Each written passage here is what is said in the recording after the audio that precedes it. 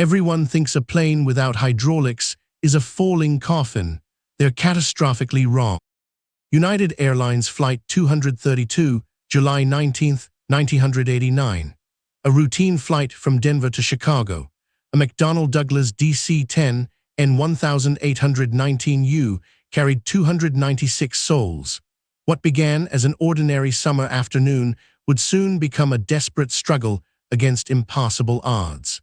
At 3:16 p.m. Central Daylight Time, cruising at 37,000 feet, a sudden, deafening explosion ripped through the aircraft's tail. A catastrophic failure that would sever all control from the pilots, leaving them with an airplane seemingly beyond saving. The number 2 engine, mounted in the tail, had disintegrated.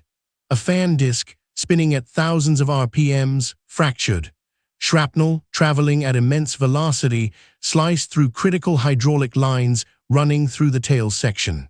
These lines were the lifeblood of the DC-10, powering the ailerons, rudder, and elevators, the very surfaces that steer the aircraft.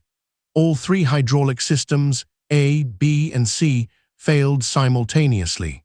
Captain Al Haynes, First Officer William Records, and Flight Engineer Dudley Dvorak faced an unthinkable scenario.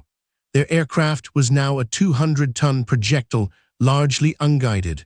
The odds of survival were vanishingly small.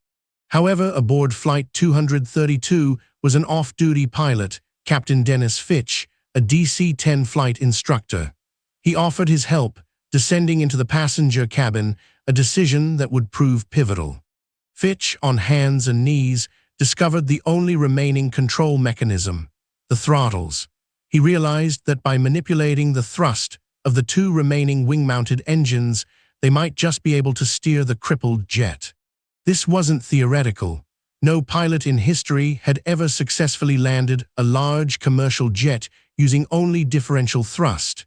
It was an unprecedented, desperate gamble, but their only one. Haynes relayed instructions to Fitch, who was now virtually lying on the cockpit floor, manipulating the throttles. The plane began a slow, unsteady turn towards Sioux City, Iowa, their only hope. Air traffic controllers at Sioux City were scrambling.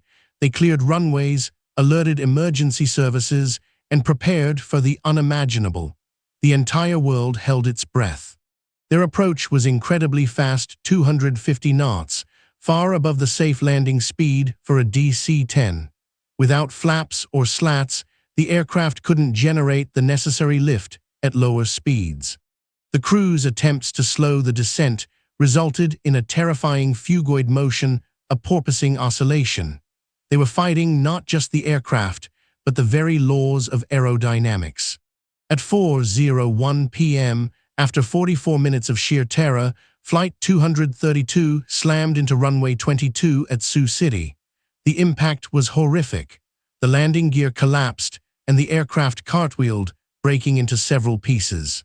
Fire engulfed the wreckage. Yet, amidst the inferno, a miracle unfolded. Of the 296 people on board, 184 survived. The dedication and ingenuity of the flight crew had defied impossible odds. The investigation revealed the primary cause, a manufacturing defect in the number 2 engine's fan disc. A tiny crack, undetectable by conventional methods, had grown over time, leading to its catastrophic failure. This tragedy led to significant changes in aviation safety, particularly in engine inspection protocols and aircraft design, emphasizing redundancy in flight control systems. The crew of Flight 232, especially Captain Haynes and Captain Fitch, became legends. Their collective improvisation under unimaginable pressure showcased the pinnacle of human skill and resilience. Their actions didn't just save lives, they rewrote the rulebook on what was considered possible in aviation. They proved that even when all seems lost, human ingenuity can sometimes snatch victory from the jaws of defeat. Next, we unravel the chilling mystery of a plane that vanished without a trace, leaving behind only whispers.